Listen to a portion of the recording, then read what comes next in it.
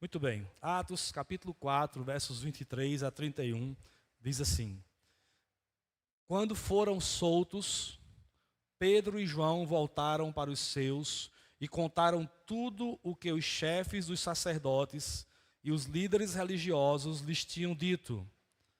Ouvindo isso, levantaram juntos a voz a Deus, dizendo... Só um momento. Quem foi que levantou junto a voz a Deus? Pedro, João e os seus irmãos, certo? E eles disseram em sua oração: Ó soberano, tu fizeste o céu, a terra, o mar e tudo o que neles há. Tu falaste pelo Espírito Santo por boca do teu servo, nosso pai Davi. Por que se enfurecem as nações e os povos conspiram em vão? Os reis da terra se levantam e os governantes se reúnem contra o Senhor e contra o seu ungido. De fato, Herodes e Pôncio Pilatos reuniram-se com os gentios e com os povos de Israel nesta cidade para conspirar contra o teu santo servo Jesus, a quem ungiste. Fizeram o que o teu poder e a tua vontade haviam decidido de antemão que acontecesse. Agora, Senhor, considera as ameaças deles e capacita os teus servos para anunciarem tua palavra corajosamente. Estende a tua mão para curar e realizar sinais e maravilhas por meio do nome do teu santo servo Jesus. Depois de orarem, tremeu o lugar em que estavam reunidos. Todos ficaram cheios do Espírito Santo e anunciavam corajosamente a palavra de Deus. Amém? Senhor, nós queremos colocar nossas vidas com temor e tremor diante do Senhor e da tua palavra que agora foi lida. Eu peço ao Senhor que o teu Espírito Santo venha aplicar essa palavra aos nossos corações. Reconheço que nada sei, nada posso fazer sem ti, Senhor.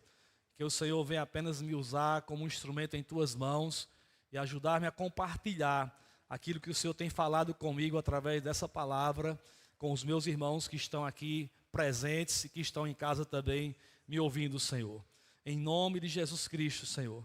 E enquanto eu prego a tua palavra, eu te peço, estende a tua mão para curar e para realizar sinais e maravilhas por meio do teu servo Jesus Cristo, do nome de Jesus Cristo. É assim que eu te peço. E assim que eu te oro, em nome do Senhor. E quem concorda, diga amém, Senhor. Aleluia. Oração, poder e testemunho cristão. Oração, poder e testemunho cristão. Quando nós olhamos para a palavra de Deus e para a história do povo de Deus, desde os primórdios, desde a antiga aliança, nós podemos ver o agir de Deus soberano e sobrenatural, tanto no Velho como no Novo Testamento, sobre o seu povo e através do seu povo, através da sua igreja, fazendo o seu poder e o sobrenatural do Senhor se manifestar entre os homens na terra. No tempo de Moisés, nós podemos ver que Deus abriu o mar vermelho de maneira milagrosa para que o seu povo passasse a pé enxuto. E quando o exército do faraó foi atravessar, perseguindo o povo de Israel, o mar se fechou e todos morreram.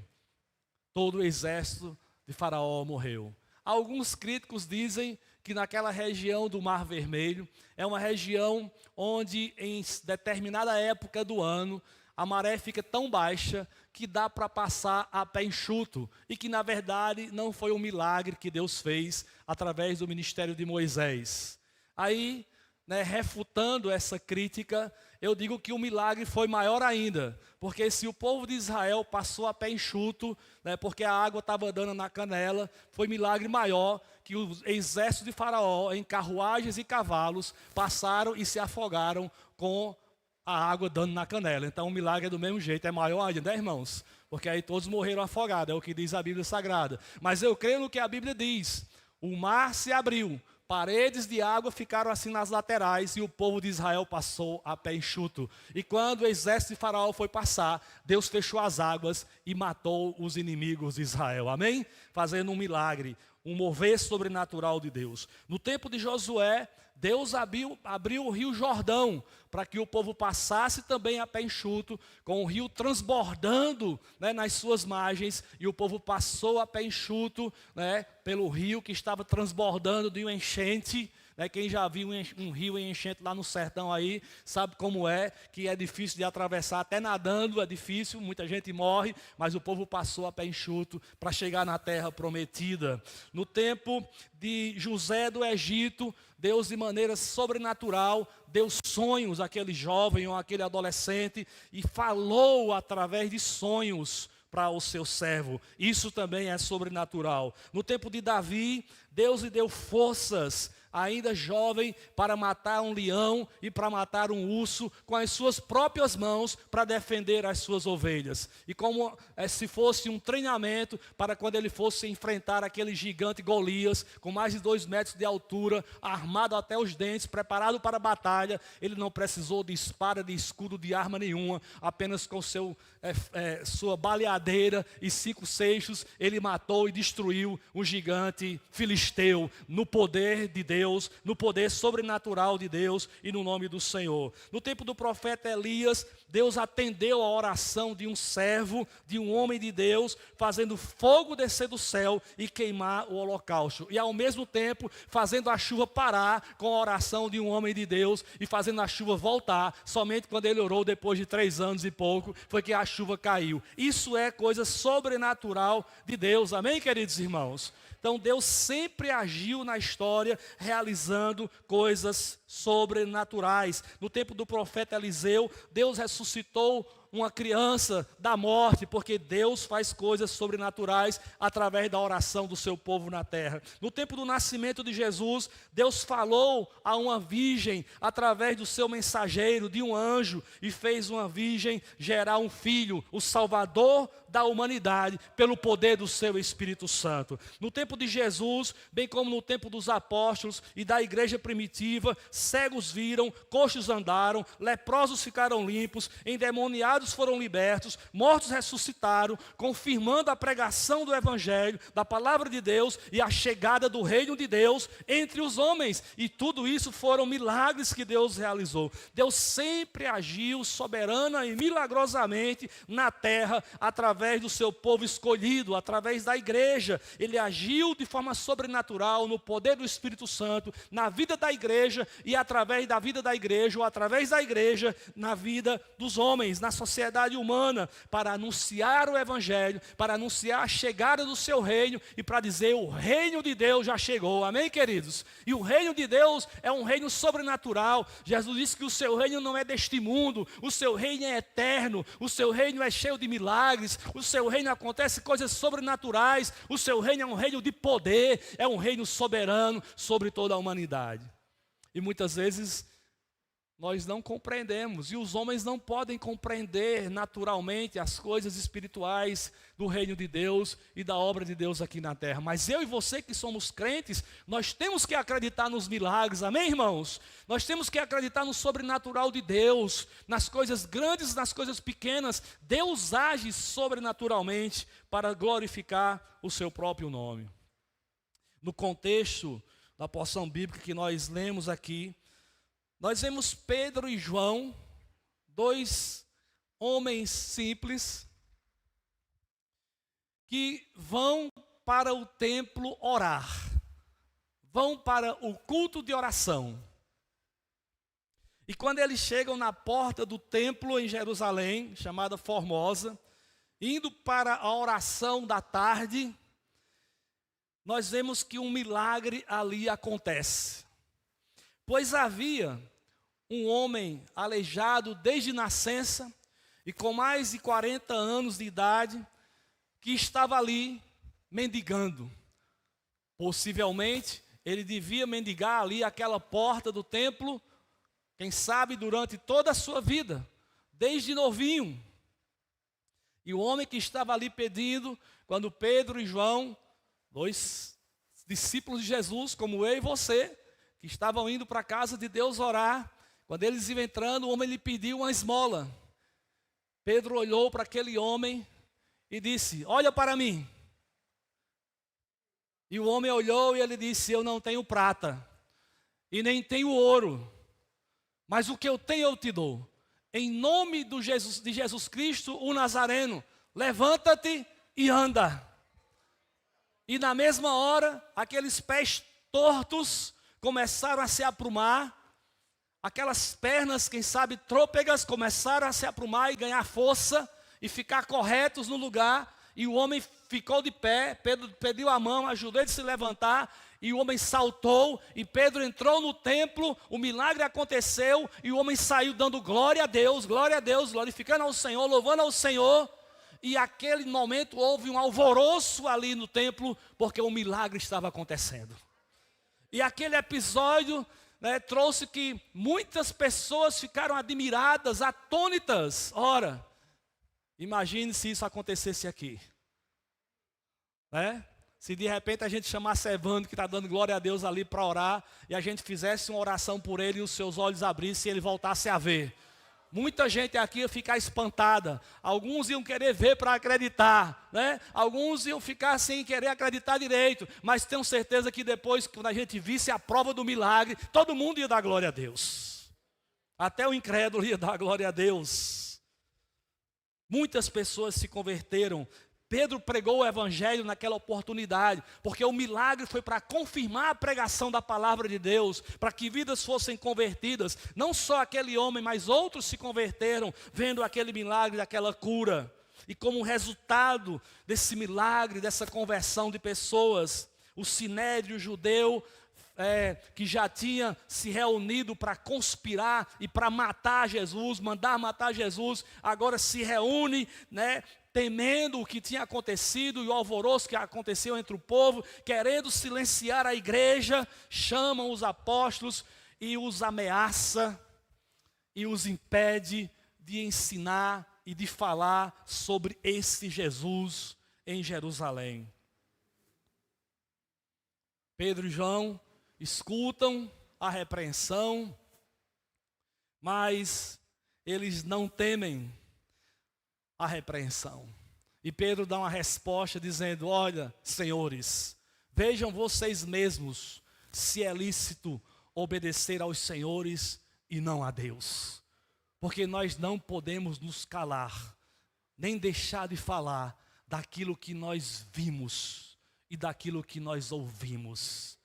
Eles viram Jesus, eles ouviram Jesus, eles ouviram os ensinamentos de Jesus, eles viram os milagres de Jesus, eles viram o poder de Jesus, eles viram Jesus fazendo maravilhas, né? Pedro andou sobre as águas apenas com um chamado e uma palavra de Jesus. Eles viram muitas coisas acontecerem e eles tinham acabado de ver que o nome de Jesus era poderoso para curar um aleijado de nascença.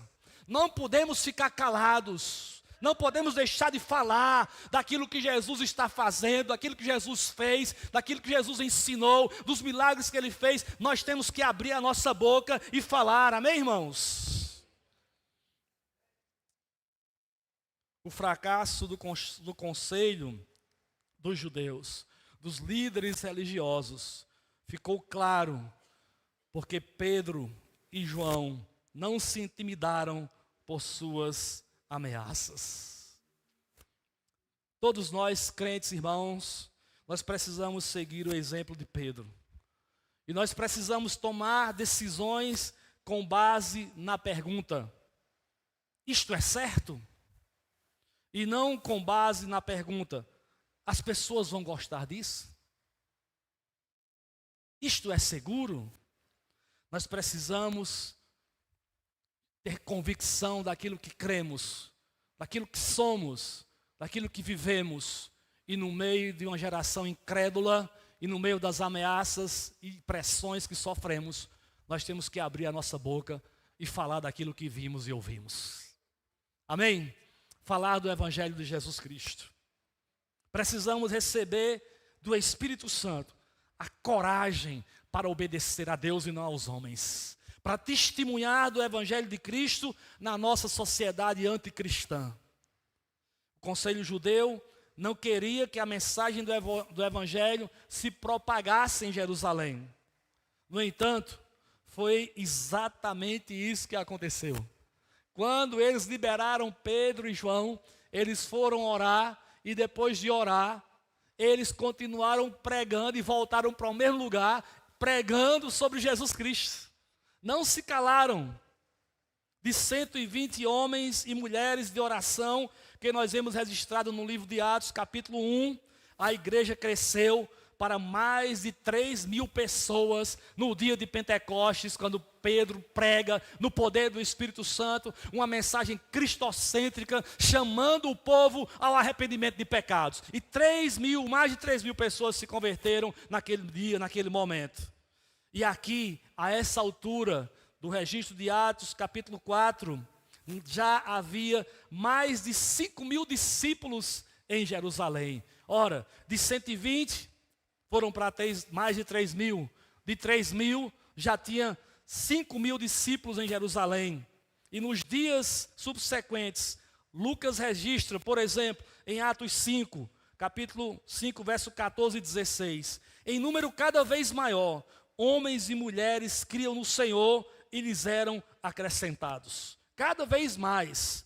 De modo que o povo também levava os doentes às ruas e os colocava em camas e macas, para que pelo menos a sombra de Pedro se projetasse sobre alguns enquanto ele passava. E afluíam também multidões das cidades próximas a Jerusalém, trazendo seus doentes e os que eram atormentados por espíritos imundos, e todos eram curados pelo poder de Deus, agindo através da vida de Pedro e dos irmãos daquela época, irmãos.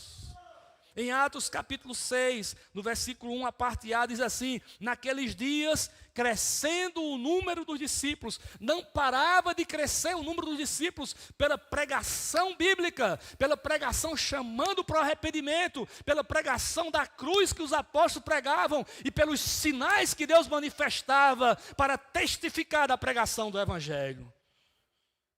Versículo 7 de Atos 6 diz assim: a palavra de Deus se espalhava, crescia rapidamente o número de discípulos em Jerusalém, também um grande número de sacerdotes judeus, eles obedeciam à fé. E Estevão, um diácono, não era um apóstolo, era um diácono, homem cheio de graça e de poder de Deus.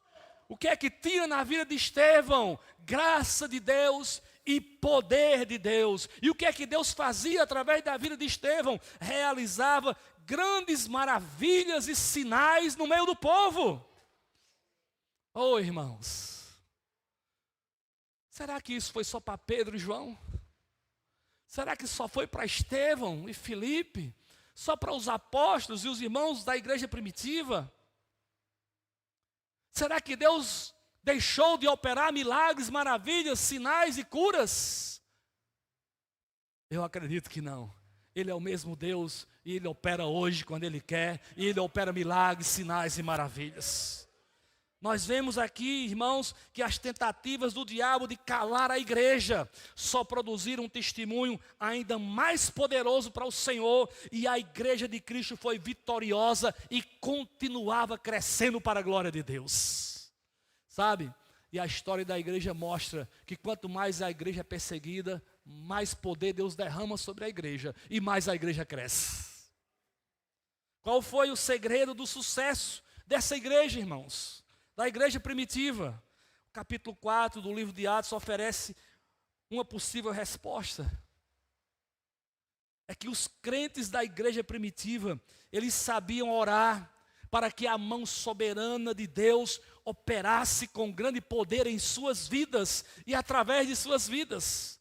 Era um povo de oração e sabia como orar de acordo com a vontade de Deus.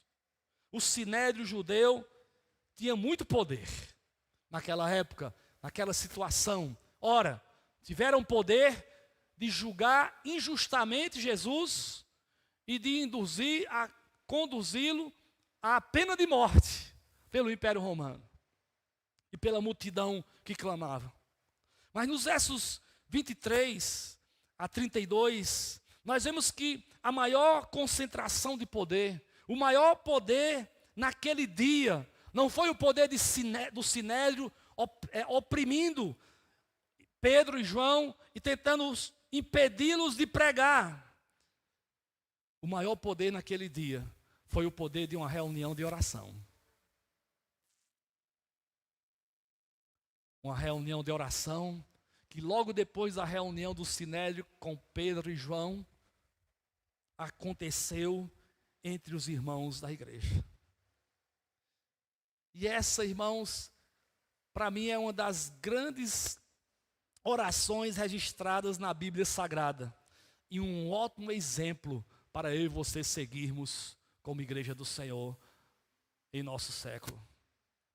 Foi uma reunião de oração harmoniosa, porque eles estavam juntos, eles estavam unânimes e levantaram a voz unânimes. O povo estava ali reunido de mente e coração, de propósito e volição.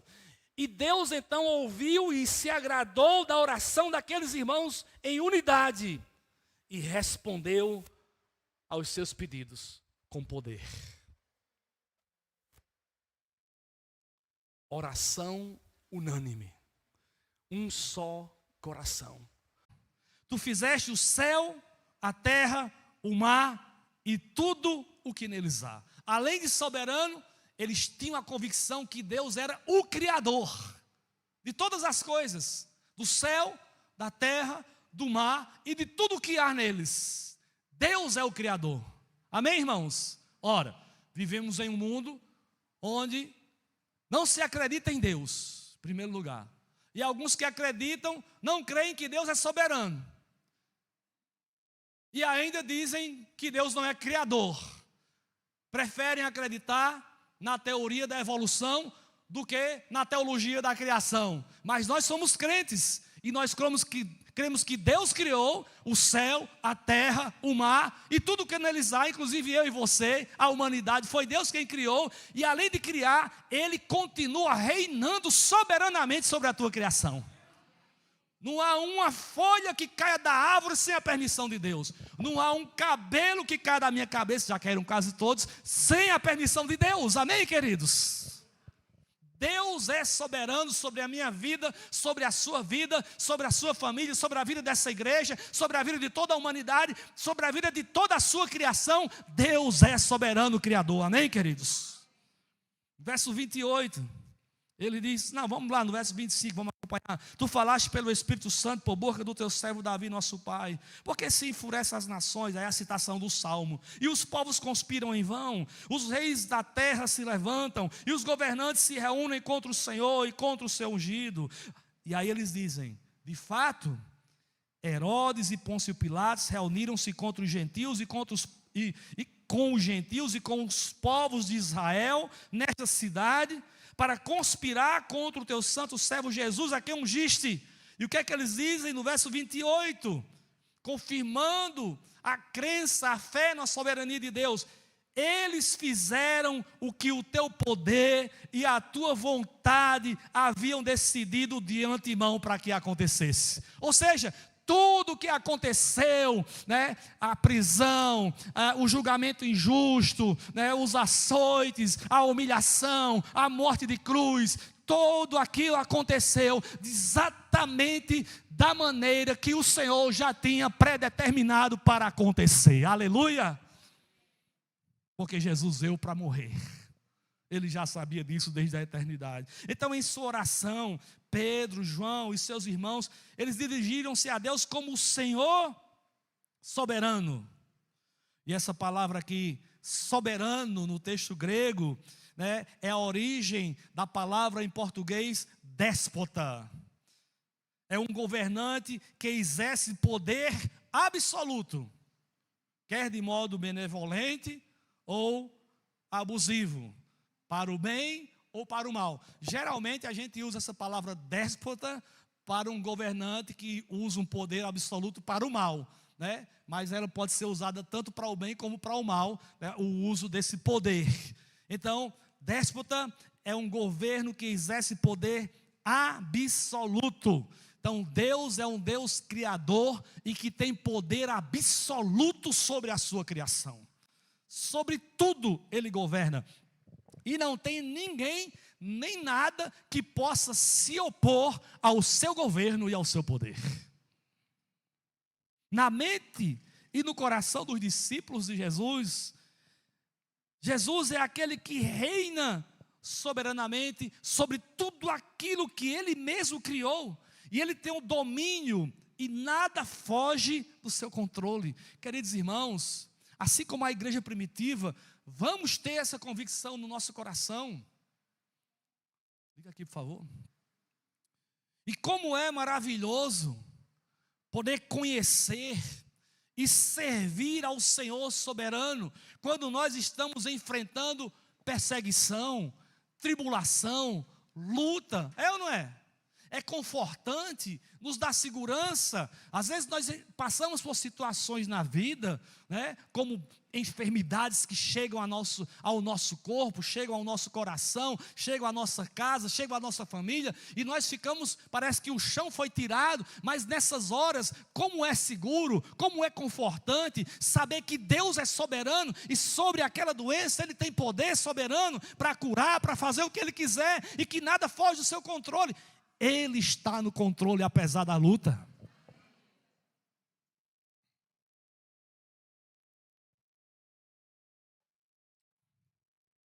Se o nosso Deus é soberano e é criador, e se tudo está sob o seu controle, o que temos a temer? Nós podemos confiar plenamente nele. E eu lhe pergunto, você tem essa convicção no seu coração? Você tem servido de fato a esse Deus soberano? Você tem orado a esse Deus soberano? Você tem confiado nesse Senhor soberano da sua vida? Como eu falei na introdução, a oração dos irmãos primitivos foi baseada lá no Salmo 2. Esse salmo descreve a rebelião das nações contra o Senhor e o seu ungido. Originalmente, a princípio, esse salmo tem uma mensagem, né, e desenvolveu-se a partir da coroação de um novo rei em Israel, possivelmente, né, do rei Davi. Mas sua mensagem não é aplicada só ao rei Davi, mas no final aponta para o Rei dos Reis, para o Senhor Jesus Cristo. Sempre que um novo rei era entronizado, os governantes, vassalos, né, que eram sujeitos ao rei, ao seu redor, eles deviam apresentar-se ao rei e demonstrar sua submissão a ele. Mas alguns se recusavam a fazer isso, recusavam a autoridade do novo rei. E aí o salmista diz que Deus apenas riu da rebelião desses homens, pois sabia que eles jamais poderiam resistir ao rei que o Senhor teria colocado ali sobre Israel. E é interessante olhar que na oração dos nossos irmãos da igreja primitiva, eles citaram esse salmo e aplicaram a mensagem desse salmo à própria situação que eles estavam vivendo. E eles identificaram os seus adversários que se levantavam contra o rei, como Herodes, Pilatos, os gentios, os romanos e os judeus da sua época. Os irmãos estão compreendendo? Eles pegaram o salmo, colocaram em sua oração, lembraram do salmo e oraram ali, e eles identificaram, ora, de fato, os homens se levantam contra o teu ungido, contra Jesus Cristo, que era ungido na concepção deles, e na nossa concepção também, é ungido de Deus. E quem se levantou contra Jesus? Pilatos, Herodes, os judeus, os romanos. Esses inimigos se uniram contra Jesus.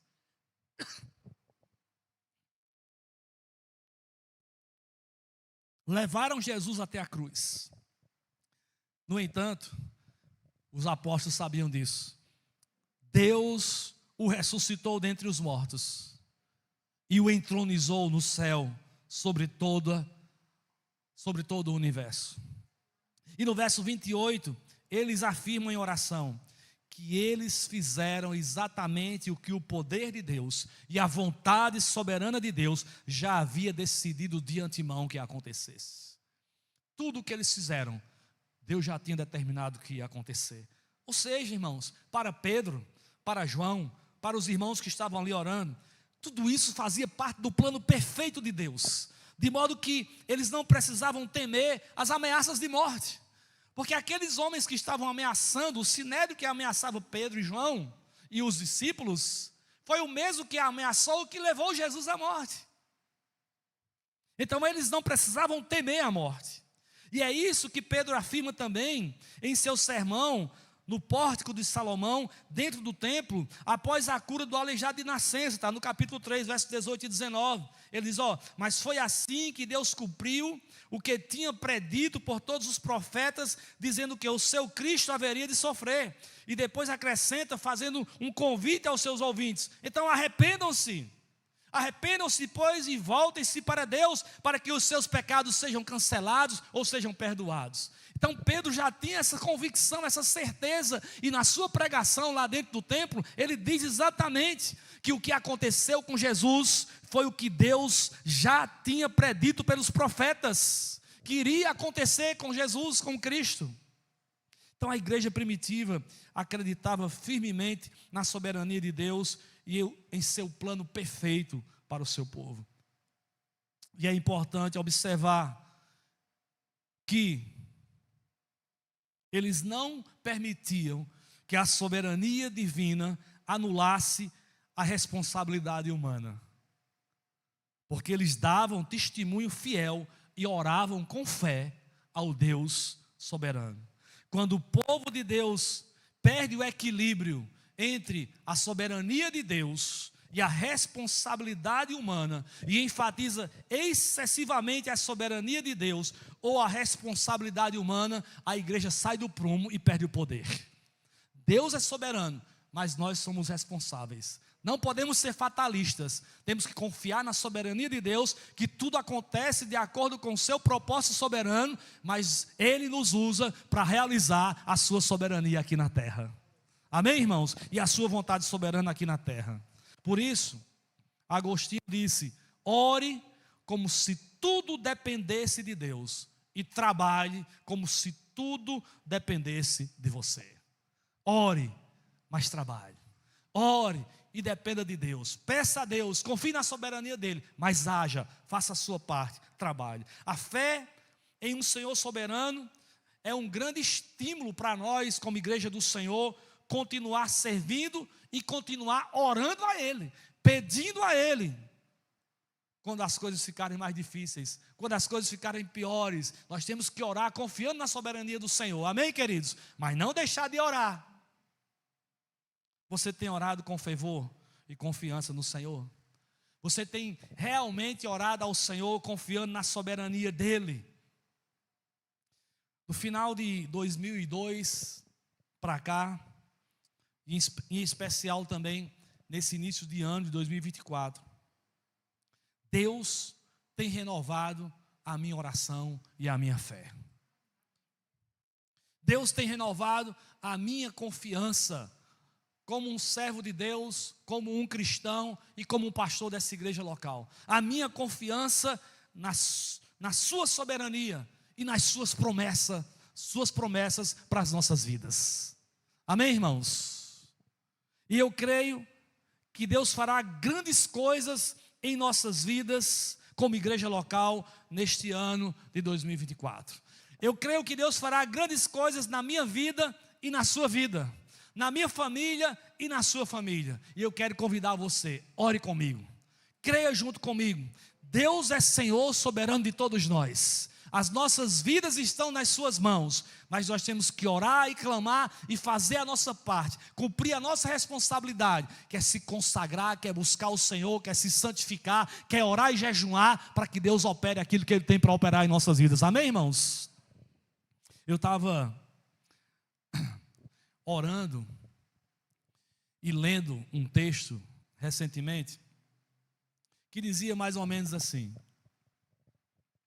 assim como um pescador, ele precisa colocar o seu barco na água e preparar as velas e levantar as velas e esperar que o vento sopre para que comece a navegar, assim também é o povo de Deus, é a igreja do Senhor. Nós temos que preparar as velas, nós temos que içar as velas, mas só o Espírito Santo é quem pode soprar o vento. Mas nós temos que fazer a nossa parte, preparar o barco, levantar as velas e esperar que o Espírito Santo sopre o seu vento sobre nós. Amém, queridos? E o que é preparar as velas? O que é levantar as velas? Sabe o que é? Para mim, é orar e jejuar. É buscar a Deus em oração. É se santificar para o Senhor. É estar presente nos cultos e na comunhão com o povo de Deus. É estar com o coração preparado, livre de qualquer rancor, mágoa e pecados, para que Deus possa soprar o vento e o nosso barco possa navegar. Deus, nós temos orado a Deus para que Ele sopre um avivamento sobre as nossas vidas, mas nós temos que preparar as velas para que o avivamento venha. Amém, irmãos? Nós temos que unanimemente, como igreja do Senhor, orar em um só propósito pelo avivamento e esperar que Ele, só Ele quem faz o avivamento, só Ele quem opera o avivamento, Ele sopra sobre nós esse avivamento. Então, vamos orar com confiança. Deus é soberano, mas nós somos responsáveis e temos que fazer a nossa parte. A verdadeira oração dá poder à igreja de Cristo para servir e lutar pelo reino de Deus. E uma outra verdade que nós vemos aqui na oração dos irmãos é que Deus é quem capacita o seu povo para testemunhar no poder do Espírito Santo. Veja só, verso 29, ele diz: agora, Senhor, considera as ameaças deles e capacita os teus servos para anunciarem a tua palavra corajosamente. Verso 31, depois de orarem, tremeu o lugar que estavam reunidos. Deus respondeu. Todos ficaram cheios do Espírito Santo e anunciavam corajosamente a palavra de Deus. Algumas observações aqui sobre esse trecho aqui da oração. A oração de petição dos irmãos. O que os irmãos estavam pedindo a Deus diante das ameaças que sofriam? Primeiro, Pedro e os irmãos não pediram proteção, pediram poder. Não pediram fogo do céu para destruir os inimigos, pediram poder do céu para pregar a palavra de Deus, para curar os enfermos e para Deus operar milagres e maravilhas. O seu grande desejo era ter ousadia diante da oposição que estavam enfrentando, coragem diante das ameaças que estavam sofrendo. A ênfase da oração é sobre a mão de Deus operando com poder sobrenatural na vida da igreja. Essa é a ênfase da oração. Não sobre a mão humana trabalhando e fazendo as coisas. E aqui nós aprendemos que a oração feita com fé, com confiança na soberania de Deus, libera o poder de Deus. E a mão de Deus opera milagrosamente na terra. Creia nisso, meu irmão. A sua oração com fé no Deus soberano e nas promessas do Deus soberano vai mover a mão de Deus na terra e vai operar coisas maravilhosas, milagrosas na sua vida. Segunda observação, a oração nasceu do desejo de dar testemunho e de servir ao Senhor. Não era uma oração egoísta, era uma oração que pensava nos outros. O desejo que eles tinham era de dar testemunho do Evangelho para as outras pessoas. Pedro e João haviam acabado de voltar das trincheiras da guerra contra o inimigo. E a igreja reuniu-se para orar a fim de derrotar o inimigo. E vejam que eles não oraram para que as suas circunstâncias fossem alteradas, nem para os seus inimigos fossem dispostos os cargos que estavam exercendo com autoridade. Antes, eles pediram a Deus que lhes desse poder para fazer o melhor uso possível daquelas circunstâncias, para realizar aquilo que Deus já havia determinado e para ser um instrumento na mão de Deus para realizar milagres aqui na terra. Irmãos, É importante dizer que quando eles oraram dizendo, fizeram que o teu poder e a tua vontade havia decidido de antemão que acontecesse, isso não foi uma declaração fatalista que eles fizeram, mas foi uma declaração de fé na soberania de Deus sobre a história. Por isso, eles pediram capacitação divina, não pediram que Deus desse um escape, uma rota de fuga, né? E Deus lhes deu o poder sobrenatural que eles precisavam e lhes revestiu do poder do Espírito Santo.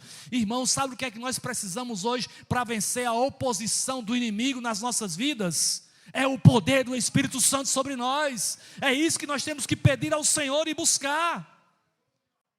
Por fim, nós devemos observar que o desejo desses irmãos era glorificar a Deus, glorificar a Jesus Cristo. Era o nome de Jesus que lhes dava poder para ministrar a palavra e para realizar milagres, sinais, prodígios. Foi no nome de Jesus que aquele aleijado de nascença levantou quando Pedro e João oraram por eles. E era somente o nome de Jesus que deveria ser glorificado, exaltado. E os irmãos estavam preocupados com a glória do nome de Jesus. Eles queriam glorificar o Senhor. Essa era a oração deles.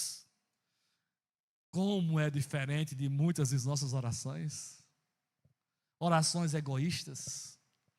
Orações pensando no nosso reino.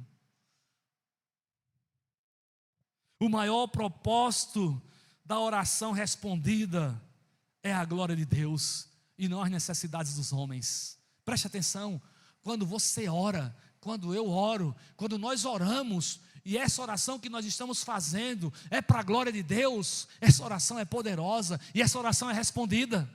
Mas quando a oração é só para fazer as nossas necessidades, só para fazer os nossos desejos, as nossas vontades, Deus não responde.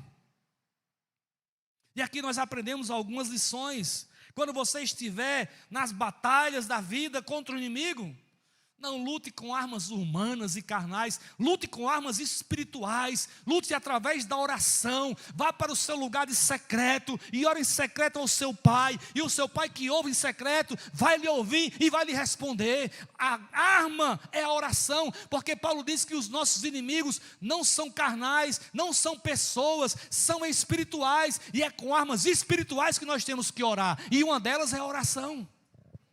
Quando nós orarmos, não sejamos fatalistas dizendo, não tem jeito, Deus quis assim, Deus fez assim. Vamos orar confiantes na soberania de Deus, que tem poder para mudar qualquer circunstância se Ele quiser e atender a nossa oração.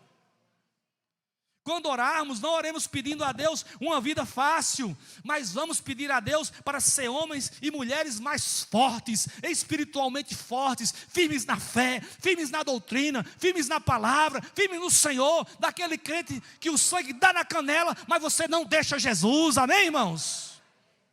Quando nós orarmos, não vamos pedir a Deus que Ele nos tire da batalha, mas para que Ele nos dê poder para enfrentar a batalha e vencer os nossos inimigos. Quando nós orarmos, não vamos orar pelos nossos próprios interesses egoístas e nossas necessidades. Vamos orar para que Jesus seja glorificado através da nossa vida, quer na vida, quer na morte, quer na bonança, quer na fartura, quer na falta, na pobreza, quer na doença ou na saúde. Vamos orar para que Deus nos sustente e Ele seja glorificado em nossas vidas, amém, irmãos? Essas orações são orações poderosas. Foi assim que esses irmãos oraram, e é assim que nós devemos orar como povo de Deus hoje. A verdadeira oração dá poder à igreja de Cristo para servir e lutar pelo seu reino. E uma última verdade que eu quero ver aqui com os irmãos é que Deus intervém na história do seu povo de forma sobrenatural. Verso 30, a oração era: estende a tua mão para curar e para realizar sinais e maravilhas por meio do nome do teu santo servo Jesus. O nome de Jesus é poderoso. Aleluia. Deus é um Deus sobrenatural, é um Deus imanente, que age na história da humanidade, e em especial, Ele age na história do seu povo, e Ele usa o seu povo para realizar o seu sobrenatural aqui na terra. Nós vemos que Deus respondeu a oração da igreja, fazendo estremecer aquele lugar. Na sala, no lugar onde eles estavam, numa casa, houve um terremoto naquele lugar. E todos aqueles ali perceberam esse terremoto e foram cheios do Espírito Santo. Mais uma vez, o poder do Espírito Santo veio sobre as suas vidas.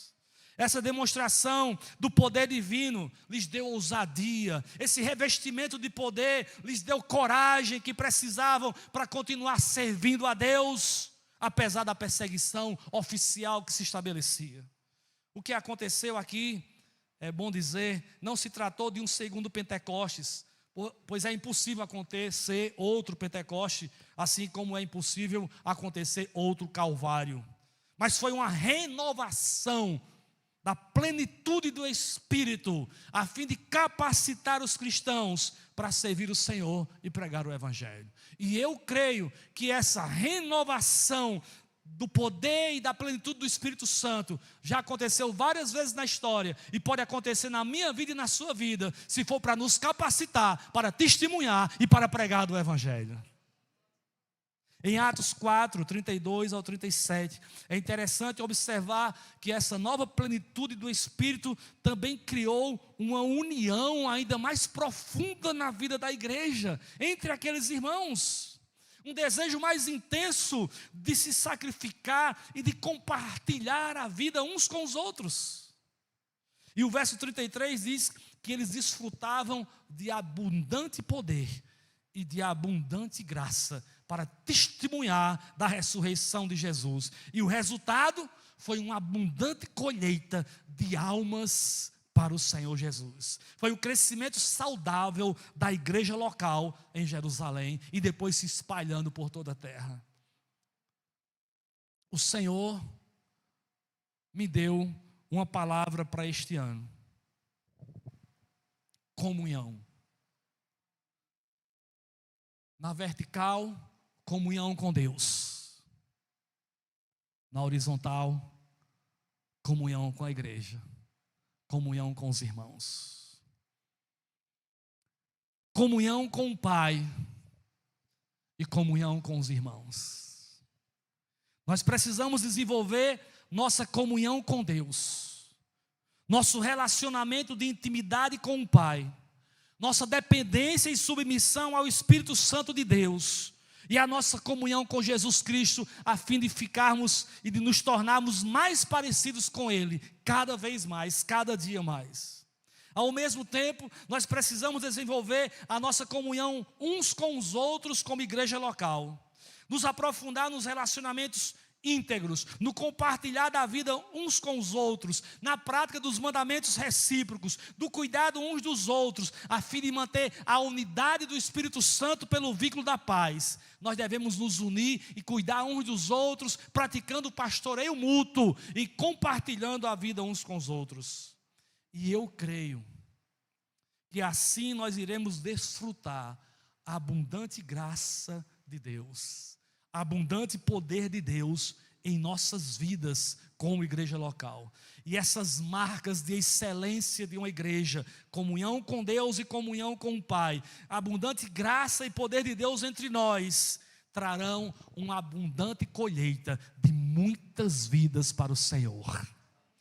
Você crê nisso?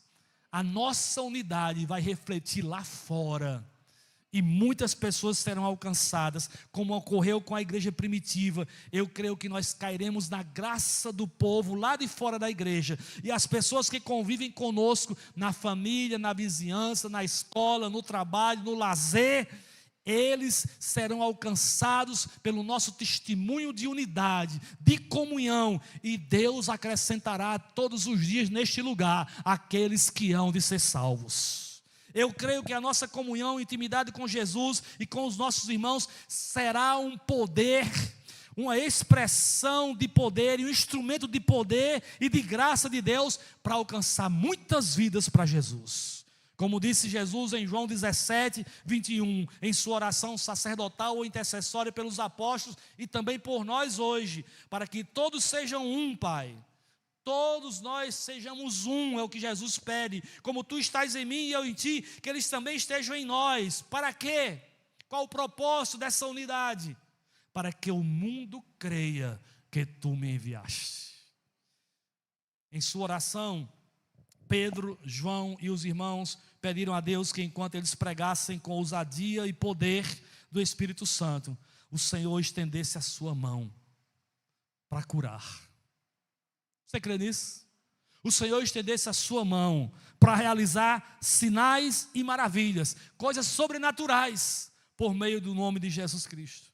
Em minhas orações, eu tenho pedido constantemente, e eu peço a vocês que são daqui da sede do Catolé, membros e congregados dessa igreja, que orem comigo, pedindo a Deus que enquanto eu prego a palavra de Deus, enquanto os pastores e a missionária pregam a palavra de Deus aqui nesse púlpito, Deus estenda a sua mão para curar e para realizar sinais e prodígios e maravilhas pelo nome de Jesus, a fim de confirmar a pregação da palavra de Deus e que muitas vidas sejam salvas para a glória de Deus.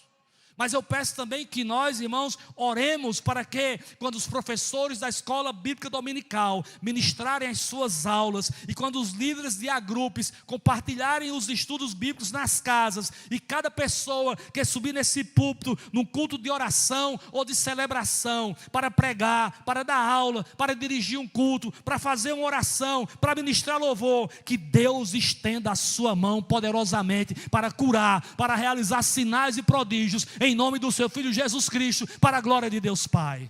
A igreja precisa orar por isso. Não fique aí só criticando quem prega assim, quem prega assado, quem prega mais, quem prega menos, quem toca mais, quem ministra menos, quem ora bonito, quem não ora bonito. Interceda, ore, para que toda pessoa que subir aqui para liderar um culto, para fazer uma oração, para ministrar louvor, para tocar ou para cantar, para pregar o evangelho, orem para que Deus estenda a sua mão e realize sinais e prodígios nesse lugar, irmão. Amém?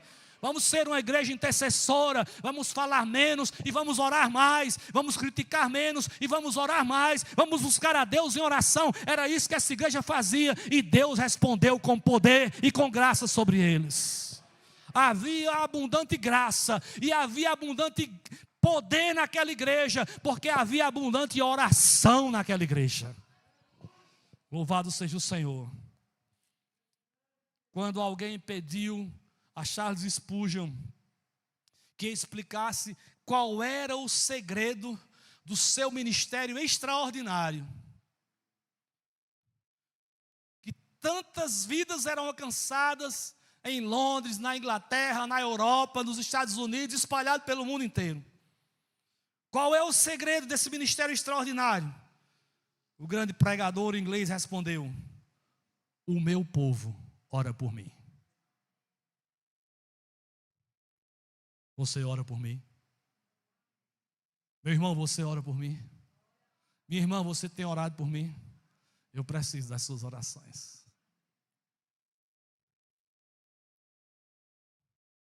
Havia mais de 5.000 pessoas no templo ouvindo aquele homem. Em reuniões que ele se fazia publicamente, mais de 20 ou 30 mil pessoas na época iriam escutar Charles Spurgeon.